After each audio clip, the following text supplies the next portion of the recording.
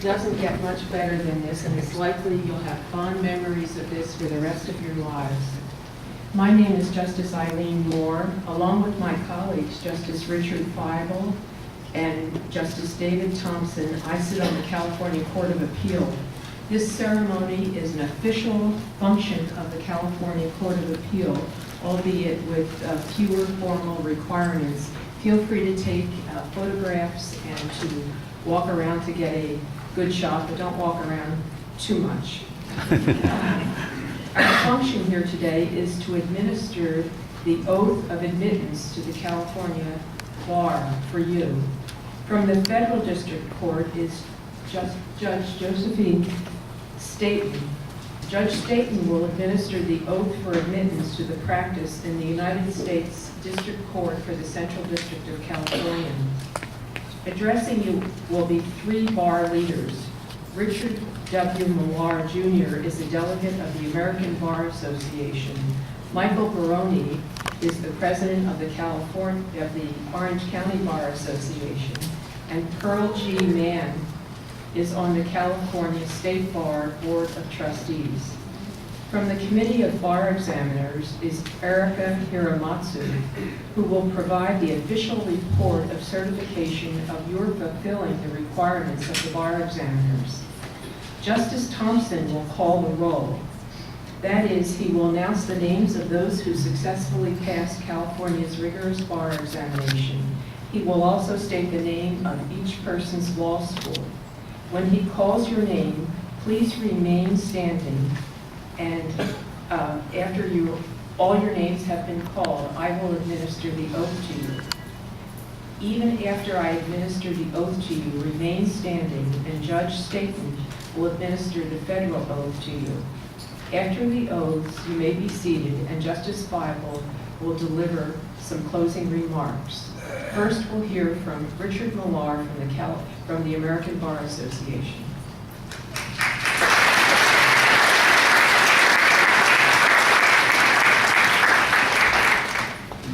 Thank you, Justice Moore.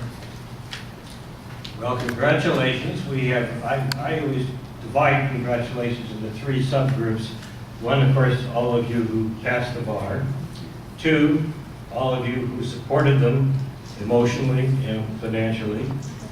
And three, all of you who put up with them. Those of you who wanted to run screaming from the dinner table, I don't care what they said in the rule of Shelley's case. In 1878, 75 lawyers got together and formed what is now the American Bar Association. At 400,000 members, it's the largest volunteer organization of its kind in the world. It passes the model rules, which become the model rules of almost all of the states. Its resolutions become acts of Congress. It accredits law schools, as you probably found out. It offers continuing education in every single matter that you could possibly imagine. The section of litigation is 60,000 members, and they have wonderful programs for you. One of the particular advantages is perspective. Here you can go and find out what lawyers in Virginia, Maine, Texas, so forth, how they practice and how that will influence your practice. So I would like you to join the American Bar Association and leave you with one other thought. Just remember, you never learn anything when you're talking.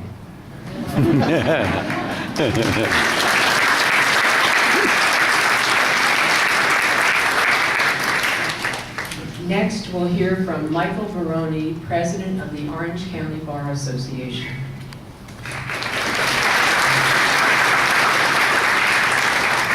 I'll tell you about Mr. Millar. He writes a very funny column in the Orange County Lawyer magazine on Millar's jurisdiction, so definitely look at that. I want to say profound congratulations to everyone here. You've passed the country's toughest bar exam, and I can say everything gets easier from here on in my opinion. I passed two, New York and California, and to me, your most miserable experience as a lawyer is definitely over. I would never want to repeat the bar exam myself. You're entering the most critical profession in the United States, lawyers are in a sacred position of trust. You're the watchdogs and the gatekeepers, and you safeguard people's rights and liberties. You need to be champions of our Constitution. If not you, then who, right? You're the ones who will help people through their most difficult problems. Now, I've always been an in-house counsel in my 24 years. Started in New York at a media company, then a book publisher, then Lehman Brothers, then an internet infrastructure company, a giant German manufacturer, and now at a large amusement park company. And I'll tell you that the best moments for me as a lawyer, and the things that made me a better lawyer, were the worst, most horrible situations I'd always faced, because that's what honed you as a real legal warrior. So I tell you, embrace those challenges and proactively seek them out. That's the way you keep improving. There's a quote from Henry Ford that I always loved. It says, "When everything seems to be going against you, remember that the airplane takes off against the wind, not with it." And it's very true. I was a javelin thrower in college, and I learned about the physics of the fact that when you throw the javelin, you want to win right in your face. It seems counterintuitive to me at the time, but that's how you get your greatest lift and distance. Right? So law to me should be very fun, intellectually fascinating always, and personally very rewarding. But that really requires that you engage in it with real passion, always with a focus of doing honorable work to help other people, your clients that you're serving, and making sure that you're not ground up by your job, which happens to a lot of lawyers. It's the most stressful profession in the United States. It's consistently, number one as a lawyer. Many lawyers are definitely miserable, but I find that's because they're often too boxed in and too zeroed in on just their own job and what they're doing. So, my answer to all of you is Orange County Bar Association. I would not be nearly the lawyer I am without it. Almost all the contacts I've made have come through the Orange County Bar Association, but it's also what's helped me to stay very cutting edge. The Orange County Bar was founded in 1901. We've got nearly 9,000 members now, 27 sections in every different area of law, entertainment, real estate, wills, trust estates, etc. 16 committees, so you can do things like draft new legislation. You can be on the editorial committee of the magazine. We've got numerous charitable events, and we've got about 20 community outreach events. We just had adoption, we did beach cleanup, a lot of pro bono work opportunities. Social events and mixers are a lot of fun. Would you think that the Orange County Bar would go to places like Tahiti and Sicily and Iceland? That's another good reason to be a part of that group. And you get to go with judges on these trips. That's especially fun. You can even find mentors and be matched with a mentor, which is a huge help, particularly if you don't have that kind of situation at your workplace. Young Lawyers Division, we have Colin here, who heads that up, 700 members, extremely fun group, everything from tiki cruises to Bad News Barristers baseball team. And in my opinion, the Orange County Bar helps keep you healthy and happy and home to your lawyer, because you need to get out of your normal grind every once in a while and be around new people and new situations and learn from your colleagues. Great networking, obviously. Constantly helps you to stay cutting edge as opposed to staying still in your job. And I think that as lawyers, always strive to breathe life into your practice, or you really start to love it. My final message is live with unimpeachable ethics and integrity. The slightest thing as a lawyer can really hurt you for you if you ever act out in a bad way, and that stays with you. I've heard people talk about, oh, this is what this guy did to me 20 years ago, and that goes around Orange County. Keep your kindness and your humility in mind. And we talk about civility and bias a lot, but really take it to heart as to what that means in terms of treating other people well. Thank you, God bless, and congratulations.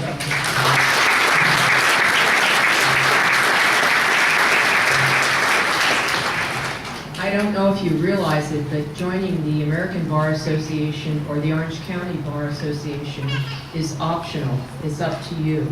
Not so for the State Bar of California.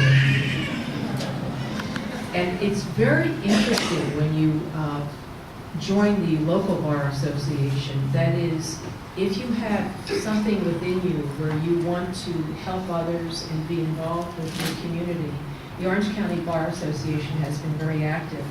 so far as homeless issues, veterans issues, and many other issues, and you really can perform a significant service to humanity. And joining the American Bar Association for me has been a very different experience. That is, learning so much from how other states and other communities do what we're trying to accomplish at the same time. And now we have Pearl Mann from the California State Bar Board of Trustees.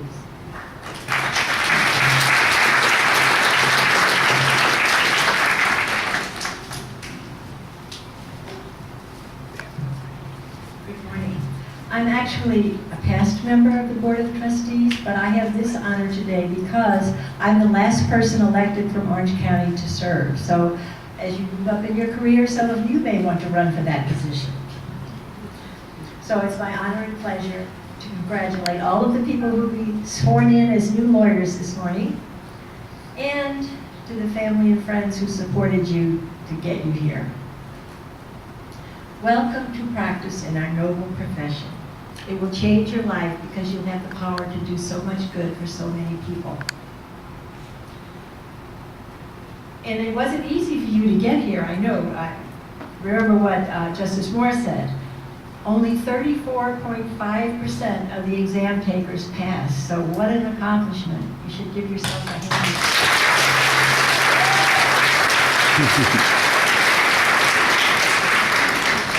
Unlike the ABA, the OCBA, and various specialty bars, many of which I am a member of, the State Bar of California is not a bar association or a trade association.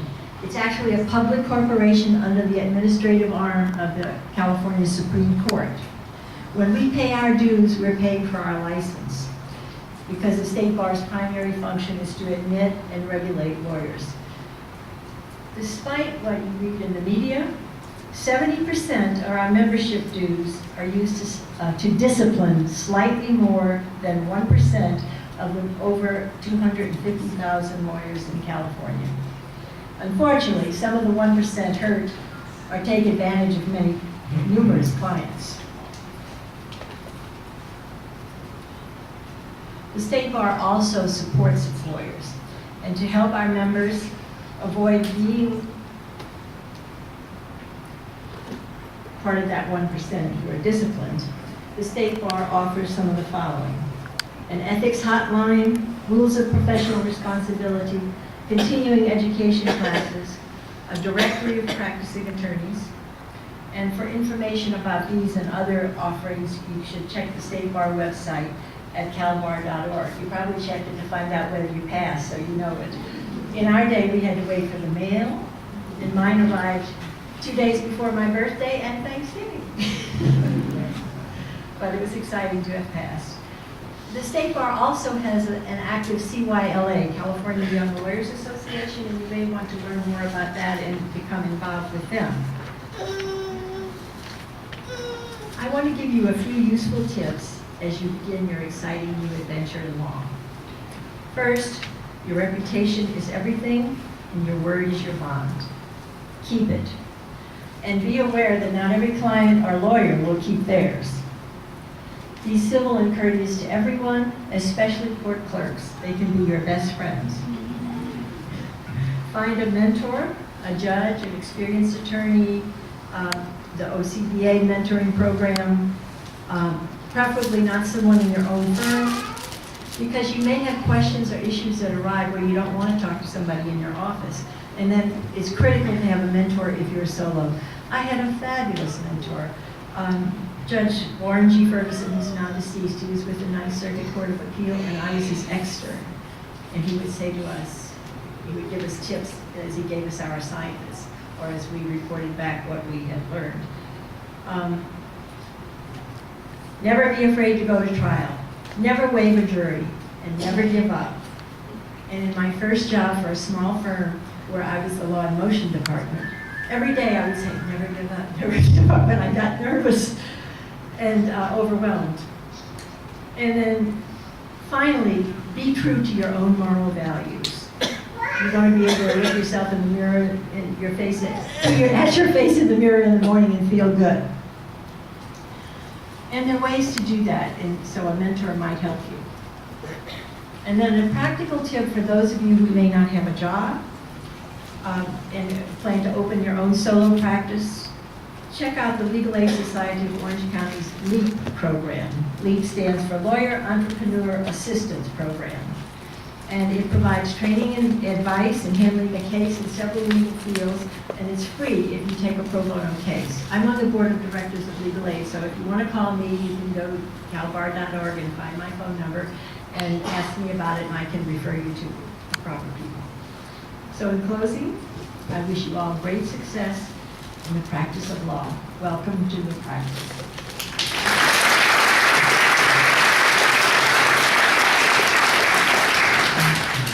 From the Committee of Bar Examiners, Erica Hiramatsu.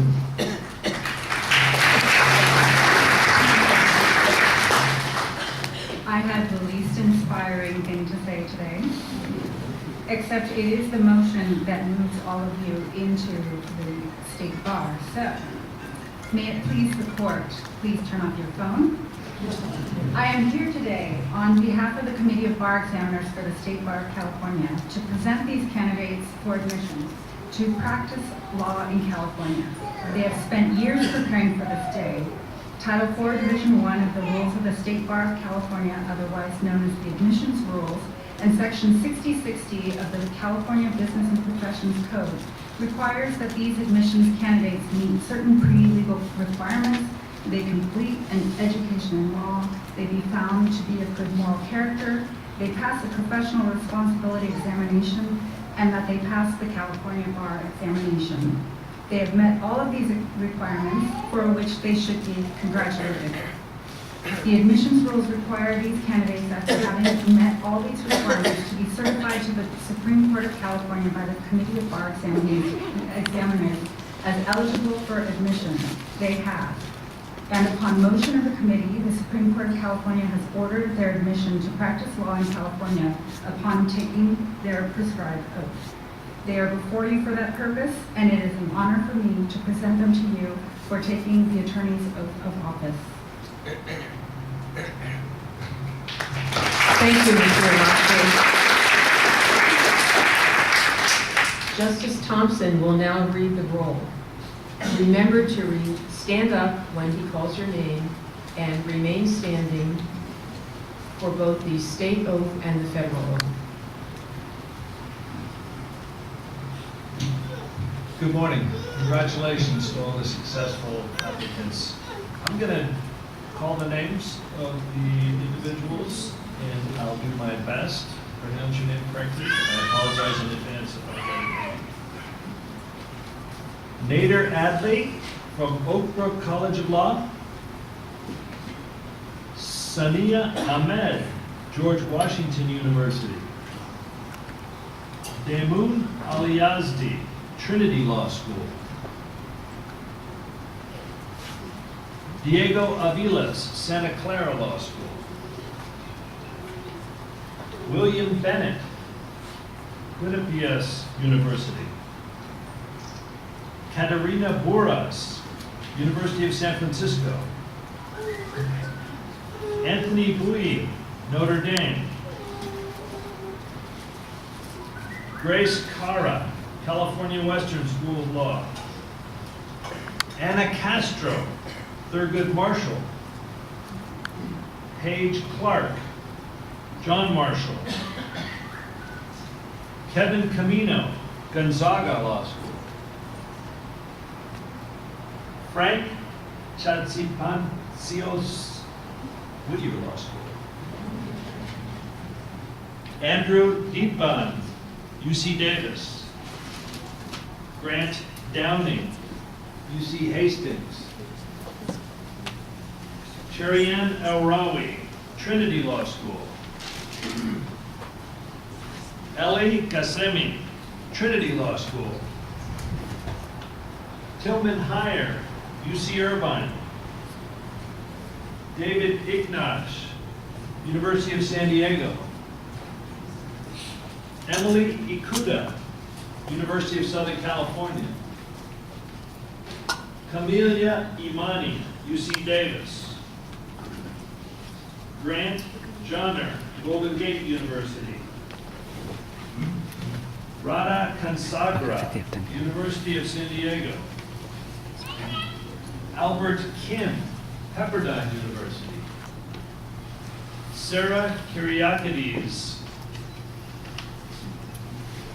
University of Cincinnati. Megan Leone, McGill University. Italia Lima, John Marshall Law School. Brittany Marksbury, USC. Michael Mashburn, Loyola Law School. Nicholas McNally, Western State. Andrew Mikaraset, USC. Hassan Okulis, American University. Lou Patrick Navales, Western State. Christina Navarro, University of San Francisco. Jennie Winning, Cal Western. Wong Win, Chapman University. Janice Desor, George Washington. Michael O'Byrne, Michigan. Kimberly Orr, Brigham Young. Jody Pace, Trinity Law School. Lauren Patterson, Georgetown. LaKoya Pittman, University of Baltimore. Carrie Rader, Trinity Law School. Daniel Richards, University of Washington. Olivia Saladino, University of San Diego. Kelsey Schuchert, UC Irvine. Aliza Siddiqui, Western Michigan University. Tyler Smith, Suffolk University. Jose Valdez Diaz, Western State. And Julianne Wallen, Pepperdine. Is there anybody I missed? In the back.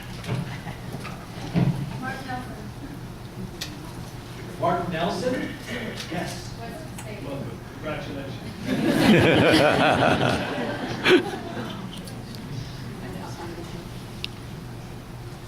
This is it. Raise your right hand, please, and repeat after me. I state your name.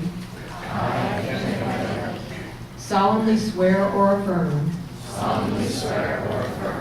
That I will support and defend the Constitution of the United States. And the Constitution of the State of California. Against all enemies, foreign and domestic. That I will bear true faith and allegiance. To the Constitution of the United States. And the Constitution of the State of California. That I take this obligation freely. Without any mental reservation. Or purpose of evasion. And that I will well and faithfully. Discharge the duties. Upon which I am about to enter. As an officer of the court. I will strive to conduct myself. At all times. With dignity. Courtesy. And integrity. Congratulations.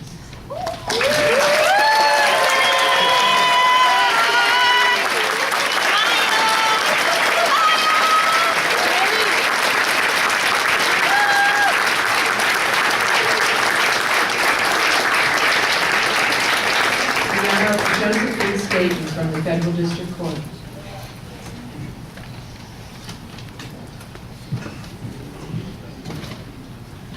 All right.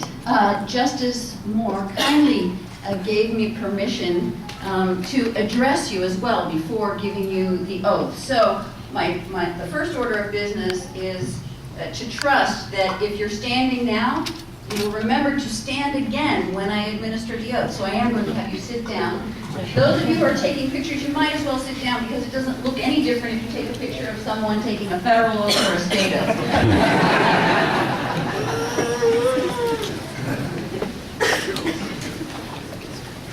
So the first thing I'm going to note while you're getting seated is that I think it's a very good thing that the president of our Orange County Bar Association became a lawyer and not a salesperson. Because he tried to sell you on the Orange County Bar Association by telling you that you get to take trips with judges. I think that may have been counterproductive, Mr. Jones. All right. So, first of all, good morning and congratulations. I want to welcome you on behalf of the federal court. We are here as guests of the State Court of Appeal, and so I very much appreciate being able to administer the federal oath today. We know how hard you have worked to get here. You kept your nose to the grindstone in college and you got into law school at some point, maybe even after working in another career. You kept your nose to the grindstone in law school and you graduated. You kept your nose to the grindstone and you passed the bar exam. But every once in a while, and today is one of those days, you get to lift your nose from the grindstone and think about this as Pearl Mann noted earlier, as a noble profession, right? Not just a job. And you may be familiar with the line from Shakespeare, I think it's from Henry VI, Part 2, where one of the characters says, "First thing we do, let's kill all the lawyers."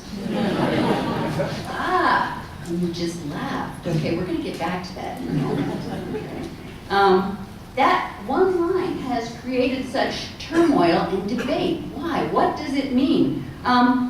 Well, one reading of the line lends itself to the interpretation that in a utopian society there wouldn't be any lawyers. Right? It's the negative view of lawyers. Lawyers are ambulance chasers. Lawyers are those who hold justice hostage to high fees. Right? But there's another interpretation that I think is more consistent with reality, and it's also accepted by many scholars, and that is that the character speaking the line is the henchman of someone who is leading a rebellion. And they know that the lawyers are the ones who would maintain the rule of law. So if you want to avoid the rule of law, the first thing you do is you get rid of all the lawyers. Now, but the question is, the real question is, why do so many people laugh or applaud when they hear that line from Shakespeare? So I think that you should make it your endeavor as a lawyer to make sure that the next generation would not understand why anyone would laugh at that line. So some of you know where your career is headed. Maybe others of you have no idea what your future holds. But some of you may turn out to be prosecutors, working to do justice for society and victims of crime. Others of you may be criminal defense attorneys, ensuring the preservation of constitutional rights and thereby ensuring the continued liberties of everyone. Maybe some of you will be civil attorneys representing corporations who are trying to grow their business. Whatever your path, I recommend that you always keep the thought that this is a noble profession. Somewhere, keep that thought in the back of your mind, because if you do that, you are more likely to treat opposing counsel with civility and with courtesy. You're more likely to make the ethical choice when faced with a dilemma. You're more likely to prepare thoroughly before your appearance in court. And I have to tell you, I very much appreciate it. In short, it's more likely that you will maintain this as the noble profession that it is. So now I come to the point where I face a dilemma. You see, you just heard that wonderful, beautiful state oath, but I have to administer the federal oath. And it's somewhat awkwardly phrased, so I have to make a decision. My instinct is to take a red pen up the words and put in my own that I would like better. But in the interest of making sure that you really do become members of the federal bar, I'm going to refrain from doing that. So when you hear the term demean in the oath, just in your own mind, substitute the word comport myself. All right. So with that, please remember if you were standing before, and stand again, and raise your right hand to be standing with the federal.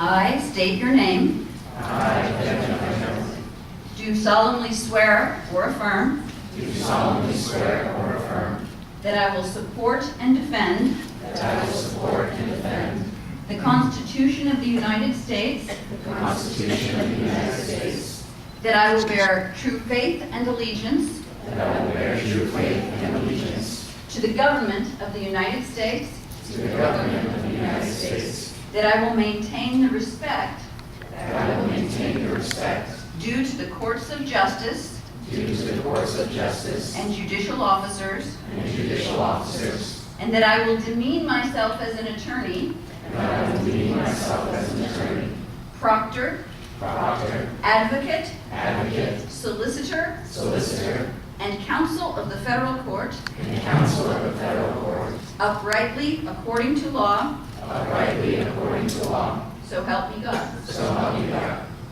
And congratulations, you are all admitted to the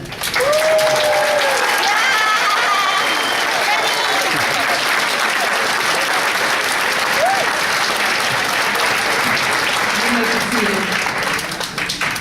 Justice Richard Feibel will now deliver his closing remarks.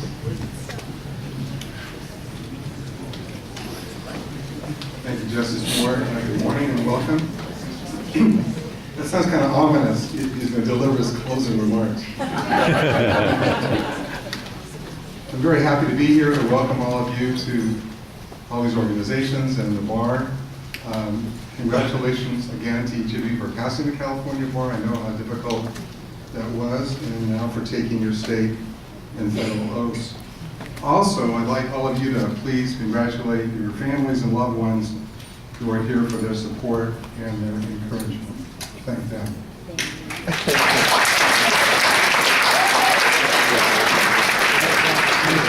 So I'm trying to give you a preview of what I'm going to talk about today. Part one, and you notice some continuing themes here. I'm going to talk about civility and ethics and the practice of law. And part two is sort of a bigger picture of your place in society as a lawyer with special skills and opportunities. So I practiced law for 30 years. I've been a judge for 17. So that's my perspective. And I, like Justice Moore, I actually do remember taking my oath as a lawyer. If you do the math, that was really a long time ago. But this really is the first day of the rest of your lives. An important milestone for you in the development of your reputation, for your legal skills, and for ethics. In 1850, Abraham Lincoln addressed a group of law graduates. It was a very short speech, shorter than mine. What he said was, resolve to be honest at all events. Resolve to be honest at all events. So here he was in 1850, talking to recent law graduates, and that was his advice. It's an important lesson for you in your career as a lawyer. Take it to heart. Your life and career will be more successful and personally rewarding if you practice law with integrity and the highest ethical standards. Your colleagues, your clients, adversaries, and courts will respect you, and you will enjoy well-deserved and well-earned credibility. The public, too, will benefit because the reputation of the legal profession itself will be enhanced. Recently, the Orange County Bar Association adopted its own civility guidelines to be followed by its members. Judge Staten and I were fortunate to be among the group of lawyers and judges who drafted them, and then they were adopted by the Bar Association. They're easy to read. They're only 2 pages. We got it all in 2 pages. So I just want to read you the first paragraph, because it is really, again, a continuing theme of what you've heard this morning, but it is endorsed by the Bar Association, which hopefully you will become a member of. The practice of law is a noble, time-honored profession, requiring and inspiring trust and confidence. Lawyers rightly take pride in seeking mutual cooperation and maintaining personal dignity. Lawyers practicing in Orange County, this now includes you, share a commitment to civility and recognize their obligation to be professional with clients, other parties and counsel, the courts, and the public. So even as a new lawyer, you're saying to yourself, I'm just a new lawyer, what can I do? You can be a leader and build a reputation in the community for honesty and professionalism, your own reputation. The powers of intellect and reason will be crucial to your success, but they are not enough. Your patience and courtesy are important too, and as others have suggested, will be tested. Over time, if you maintain ethical conduct and civility, you will earn a reputation in the community as a person and a lawyer who can and will be trusted. I practice law and I aspire to these same goals. I believe you can achieve these goals and at the same time represent clients vigorously and yes, tenaciously. You can be an effective advocate to put things aside and maybe even delete them, but from time to time you get something that's really meaningful. So I got this book of all places from the School of Law in University of Arkansas in Little Rock.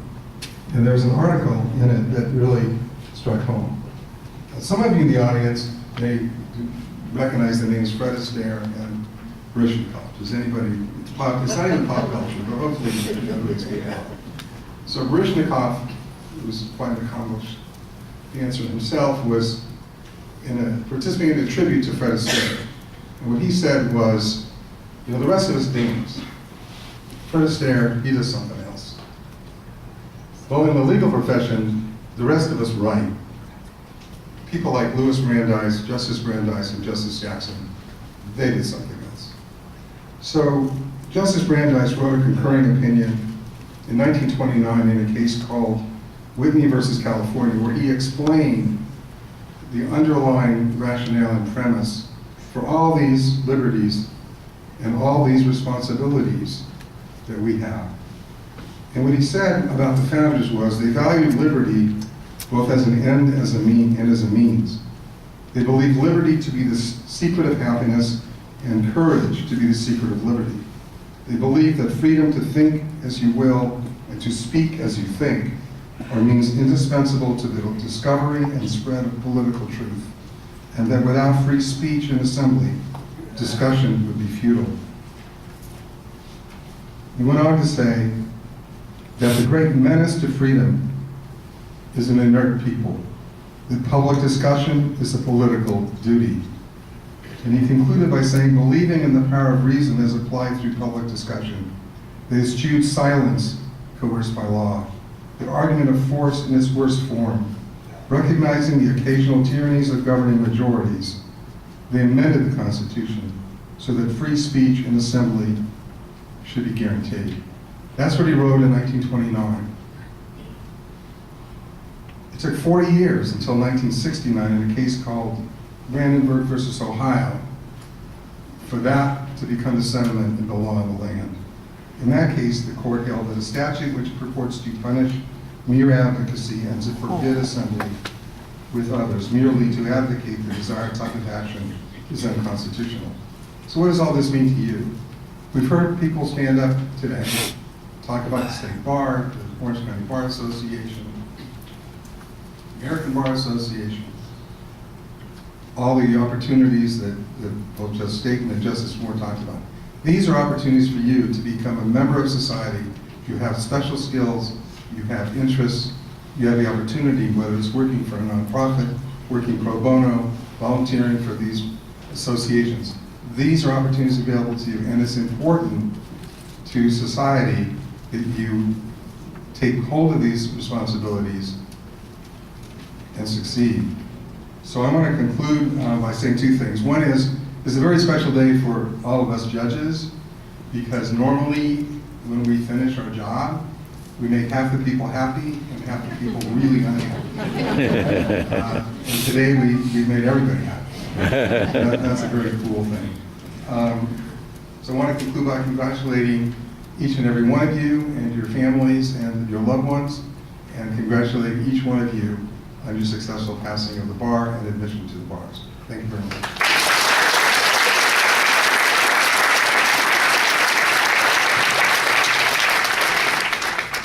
Listen carefully. Court is now adjourned.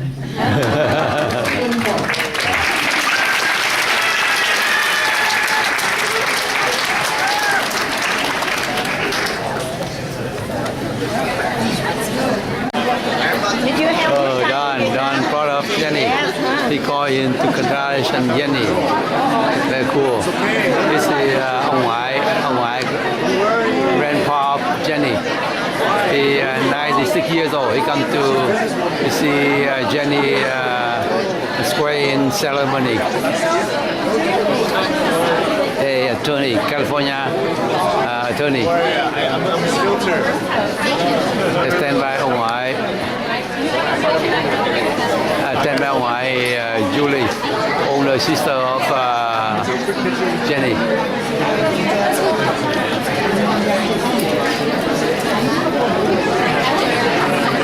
Đây ông ngoại Julie, Jennie's sister, older sister. On the camera, Don. Okay, say something, Don. Say something.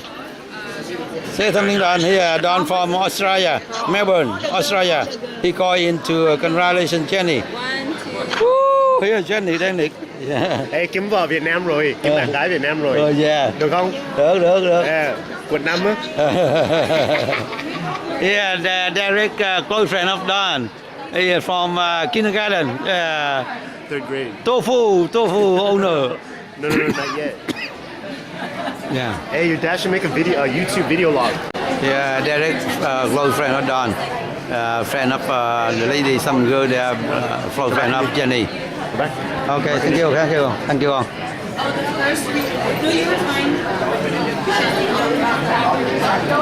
Friend of Jennie, come to celebrate for Jennie. That was the first reaction.